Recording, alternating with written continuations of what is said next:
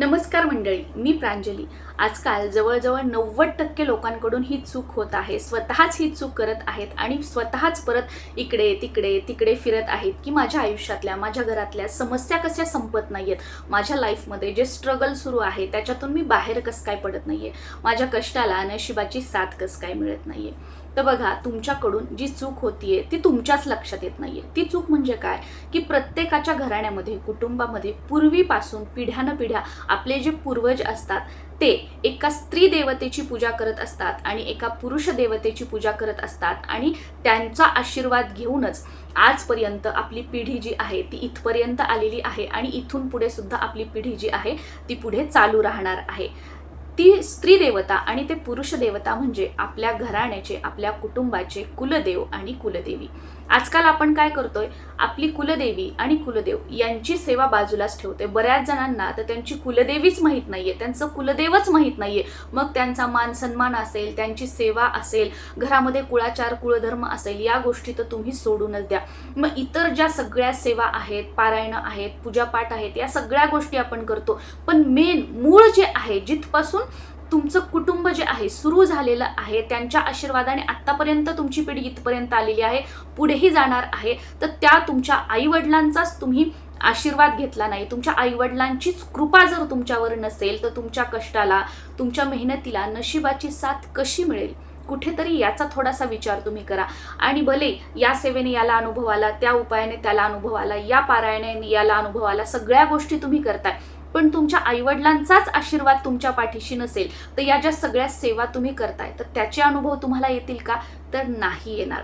त्यामुळे तुमच्या सगळ्या समस्येचं, ज्या तुमच्या आयुष्यामध्ये समस्या वाढत चाललेल्या आहेत, आपल्यापैकी बरेच जण म्हणतात बघा, मी सगळ्या सेवा करतो, पूजापाठ करतो, तरीही माझ्या लाईफमधले जे स्ट्रगल आहे ते संपत नाही, किंवा जेवढी मी सेवा करतोय तेवढ्या समस्या वाढत चाललेल्या आहेत। मग कुठेतरी तुम्ही समजून जा की तुम्हाला तुमच्या कुलदेवीची आणि कुलदेवाची सेवा करणं गरजेचं आहे। आता कुलदेवी म्हणजे आपल्या कुळाची आई आणि कुलदेव म्हणजे आपल्या कुळाचे वडील। कुलदेवी म्हणजे स्त्री देवता आणि कुलदेव म्हणजे पुरुष देवता। प्रत्येकाच्या कुटुंबाला, प्रत्येक घराण्याला स्त्री देवता आणि पुरुष देवता, कुलदेवी आणि कुलदेव हे असतातच असतात। आता आपल्यापैकी बरेच जण म्हणतील की आम्हाला आमची कुलदेवी आणि कुलदेव माहीत नाहीत, तर ते सांगा। तर तुमच्या घरातील जी मोठी मंडळी आहेत त्यांना तुम्ही विचारा, आपली कुलदेवी आणि कुलदेव कोण आहेत, ते तुम्हाला सांगतील। बरं, तुमच्या घरातले मंडळी जे आहेत ते तुमच्याशी बोलत नाही, तुमच्या भावकीतील एखादी जी मोठी मंडळी आहे त्यांना तुम्ही विचारा, त्यांच्याकडून माहिती मिळू शकते। बरं, हेही शक्य नाहीये, अजून एक ऑप्शन तुम्हाला देते। तुमचं जे मूळ गाव आहे तिथे तुमच्या गावातले जे लोक आहेत, तुमच्या आडनावाचे लोक आहेत, त्यांना तुम्ही विचारा की आपली कुलदेवी कोणती आहे, आपलं कुलदेव कोणतं आहे, ते जाणून घ्या आणि मग त्यांची सेवा करायला सुरुवात करा। वर्षातून एक वेळा किमान किंवा 2 वेळा कुळाचार कुळधर्म आपल्या राहत्या घरामध्ये करा आणि मग बघा, तुमच्या आयुष्यातले जे काही प्रॉब्लेम्स आहेत ना ते हळूहळू सुटू लागतील। आणि आता कोणतीही सेवा केली की एका रात्रीत चमत्कार होणार, एका रात्रीत सगळं ठीक होणार असं नसतं। बऱ्याच वेळेला आपण म्हणतो बघा, मी कष्ट करतोय, मी मेहनत करतोय, फक्त एक वेळा मला नशिबाची साथ मिळाली पाहिजे। तर जेव्हा आपण आपली कुलदेवी कुलदेव यांना शरण जातो, त्यांची सेवा करतो, तर ती नशिबाची साथ जी असते ना ती आपल्याला मिळायला सुरुवात होते।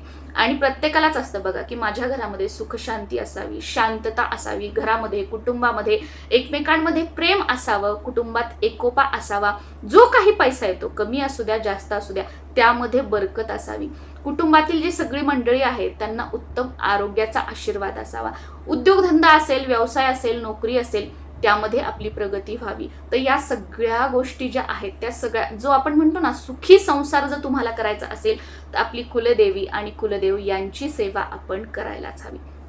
आता अधिक महिन्याला सुरुवात होत आहे, चातुर्मास आहे, श्रावण मास आहे, आता सगळे सणवार जे आहेत ते सुरू होणार आहेत। मग आता 17 मे पासून अधिक मासाला सुरुवात होत आहे।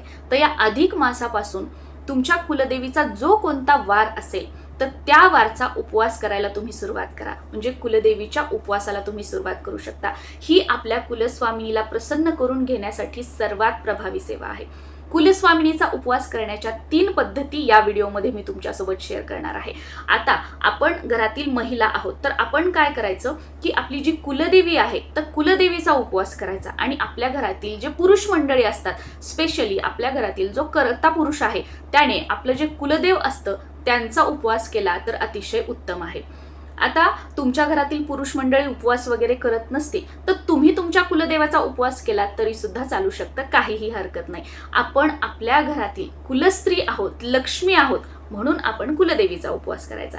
आणि आपल्या घरातील जे आपले मिस्टर वगैरे असतात किंवा जे ज्येष्ठ मंडळी असतात ते कर्ता पुरुष असतात, मग त्यांनी जर कुलदेवाचा उपवास केला तर त्याचा प्रभाव किंवा त्याचं पुण्यफळ जे असतं ना ते घरातील सर्व मंडळींना मिळतं. त्याच्यामुळे म्हटलं जातं की नवरा बायकोने घरातील कोणत्याही एका महिलेने आणि एका पुरुषाने कुलदेवी व कुलदेवाचा उपवास करायचा असतो. जसं की बघा, आता आमची कुलदेवी आहे आई तुळजाभवानी, तर तुळजाभवानीचे जे मंगळवार असतात त्या माझ्या जाऊबाई करतात. आणि आमचे कुलदेव आहेत तिरुपती बालाजी, तर तिरुपती बालाजीचा जो उपवास आहे ते माझे मिस्टर करतात. म्हणजे आमच्या घरामध्ये, आमच्या कुटुंबामध्ये 2 मंडळी कुलदेवी आणि कुलदेव यांचा उपवास करतात. मग याचं पुण्यफळ जे आहे ना ते आमच्या घरातील सगळ्या मंडळींना मिळतं. त्याप्रमाणे तुम्ही असं करू शकता. आता तुमच्या कुलदेवीचा वार कसा ओळखायचा? बऱ्याच जणांना कुलदेवीचा आणि कुलदेवाचा वार सुद्धा माहीत नसतो.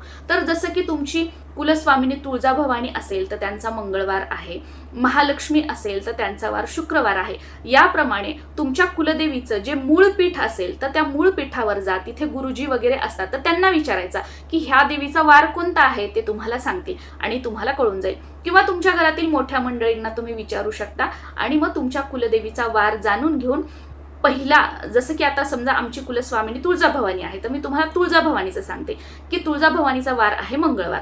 आता अधिक मासामध्ये कोणत्याही मंगळवारपासून किंवा वर्षभरामध्ये तुम्ही पितृपक्ष सोडून कोणत्याही मंगळवारपासून तुळजाभवानीचे जे मंगळवार असतात 12 महिन्याचे त्या उपवासाला तुम्ही सुरुवात करू शकता. ज्या मंगळवारी आपण उपवासाला सुरुवात करणार आहोत किंवा तुमच्या कुलदेवीचा जो कोणता वार असेल त्या वारी तुम्ही उपवासाला सुरुवात करणार आहात तर सर्वप्रथम आपल्याला संकल्प करायचा आहे.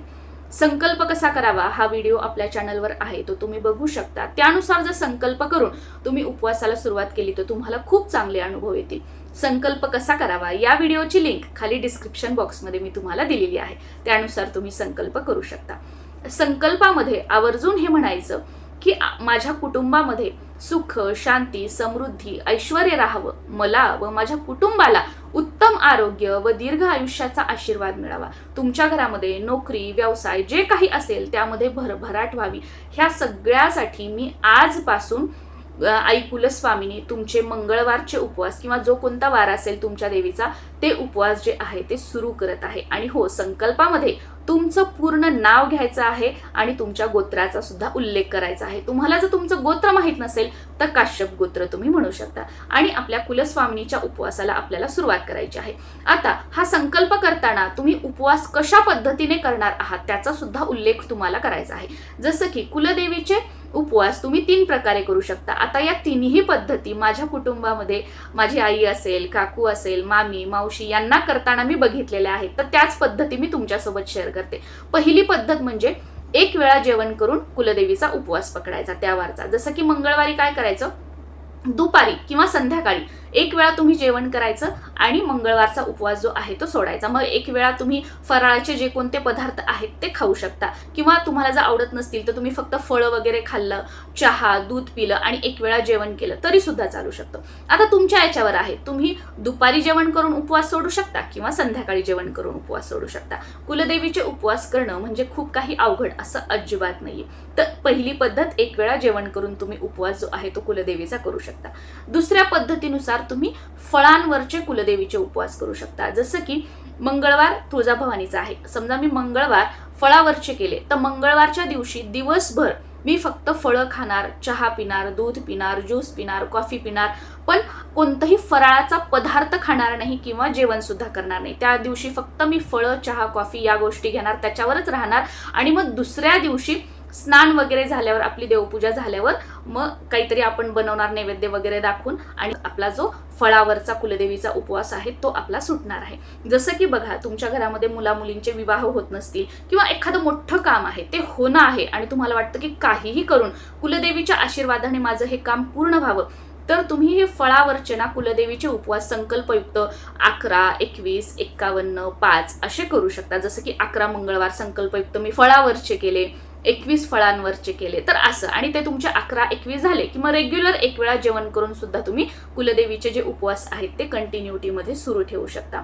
आणि तिसरी पद्धत जी आहे ती म्हणजे फक्त फराळाचा पदार्थ खाऊन कुलदेवीचा उपवास करायचा, जसं की साबुदाणा, भगर, रताळे, अजून जे काही फराळाचे पदार्थ असतात तर तेच फक्त कुलदेवीच्या त्या वारी खायचे, जेवण करायचं नाही. मग तुम्ही फ्रुट्स खाऊ शकता, चहा कॉफी घेऊ शकता आणि त्या दिवशी फक्त फराळ करायचा आणि मग दुसऱ्या दिवशी जेवण करून उपवास जो आहे तो आपल्याला सोडायचा आहे. तर याप्रमाणे एक वेळा जेवण करून किंवा फराळावरचे कुलदेवीचे उपवास किंवा फळांवरचे कुलदेवीचे उपवास तुम्ही करू शकता. आणि यासाठी कोणतेही नियम नाही, कोणत्याही अटी नाही, पण तुमच्या कुलदेवीचा जो कोणता वार आहे त्या दिवशी घरामध्ये नॉनव्हेज बनवू नका, तुम्ही खाऊ नका आणि घरातील इतर मंडळींना सुद्धा खाऊ देऊ नका.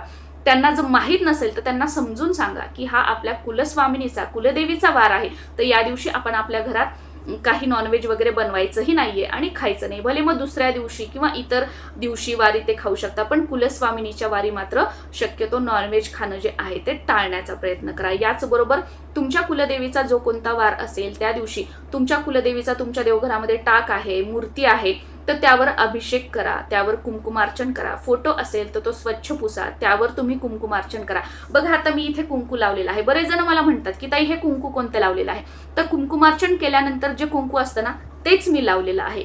कुलदेवीचा आशीर्वाद म्हणून आपण हे कुंकू लावू शकतो. आणि हे कुंकू लावल्याने कुठेतरी आपलं दुर्भाग्य सौभाग्यामध्ये बदलतं असं म्हटलं जातं. आणि हा पर्सनली माझा सुद्धा भाव आहे, त्यामुळे शक्यतो जमेल तसं मी हे जे कुंकू आहे ना ते लावण्याचा प्रयत्न करत असते. तर तुम्हीही त्या कुंकाचा असा उपयोग नक्कीच करू शकता. त्याचबरोबर दुर्गा सप्तशतीचा पाठ तुम्ही करू शकता.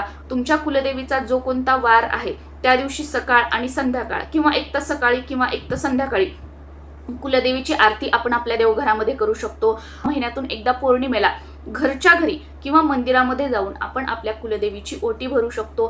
प्रत्येक मंगळवारी, जसे की आता तुळजाभवानीचा वार आहे मंगळवार म्हणून मी मंगळवार म्हणते, तर तुम्ही तुमच्या कुलदेवीचा जो वार असेल त्या दिवशी कुलदेवीला तांबूल अर्पण करू शकता. दुसऱ्या दिवशी आपल्या घरातील कोणत्याही मंडळींनी तो खाल्ला तर चालतो. तर याप्रमाणे या अधिक मासामध्ये, या चातुर्मासामध्ये किंवा आता येणाऱ्या श्रावण महिन्यापासून कुलदेवीच्या उपवासाला नक्कीच तुम्ही सुरुवात करू शकता. कुलदेवीच्या आशीर्वादाने, कुलदेवाच्या आशीर्वादाने नक्कीच तुमच्या ज्याही काही इच्छा आहेत त्या पूर्ण होतील. ज्याही काही अडचणी समस्या तुमच्या घरामध्ये सुरू आहेत, जे स्ट्रगल तुमच्या लाईफमध्ये तुमचं सुरू आहे ते सुद्धा दूर होईल. सेम जसं आपण कुलदेवीचा उपवास करतो ना तसंच कुलदेवाचा वार असतो. याच 3 पद्धतींपैकी कोणत्याही एका पद्धतीने तुमच्या घरातील पुरुष मंडळी कुलदेवाचा सुद्धा उपवास करू शकतात. आणि पुरुष मंडळी करत नसतील तर तुम्ही महिला कुलदेवीचाही करू शकता आणि कुलदेवाचाही करू शकता. आणि कोणत्याही पद्धतीने, समजा तुम्ही कुलदेवीचा एक वेळ जेवण करून उपवास करताय आणि तुम्हाला वाटतं की मी फराळावरचा कुलदेवाचा करावा, तर तसंही करू शकता. किंवा तुम्हाला वाटतं कुलदेवीचा आणि कुलदेवाचा दोन्ही मला एक एक वेळ जेवून उपवास करायचे आहेत, तसंही तुम्ही करू शकता. काहीही हरकत नाही. आणि हे जे उपवास असतात ना ते आपण आयुष्यभर करायचे असतात. जोपर्यंत आपल्याला होतात तोपर्यंत करायचे असतात. आणि शरीराने जर कधी साथ दिली नाही तर अशा वेळेला तेव्हा आपल्याकडून होईल न होईल तो प्रश्न पुढचा राहिला. पण आता तर आपण करू शकतो. आणि जर तुम्हाला कायमचे हे उपवास धरायचे नसतील तर संकल्पामध्ये तुम्ही सांगा की 11, 21, 51 किंवा 3 वर्ष, 5 वर्ष, 7 वर्ष कुलदेवीचे हे उपवास मी धरणार आहे. त्यानुसार तेवढे वर्ष किंवा तेवढे तो जो कोणता वार आहे तेवढे वार तुम्ही तो उपवास नक्कीच करू शकता. आय होप कुलदेवीचा उपवास कसा करावा याबद्दल तुम्हाला संपूर्ण माहिती मिळालेली असेल. पण तरीही अजून काही प्रश्न असतील तर खाली कॉमेंटमध्ये तुम्ही विचारू शकता. नक्कीच त्याची उत्तरं देण्याचा मी प्रयत्न करेन. आणि हे उपवास करत असताना कुठे गावाला वगैरे जावं लागलं तर तिथेही आपण हा उपवास करू शकतो. मासिक पाळी, सुतक आलं तरी सुद्धा आपण हा उपवास करू शकतो. कोणतंही बंधन नाही, कोणतेही अवघड नियम नाहीयेत. नमस्कार.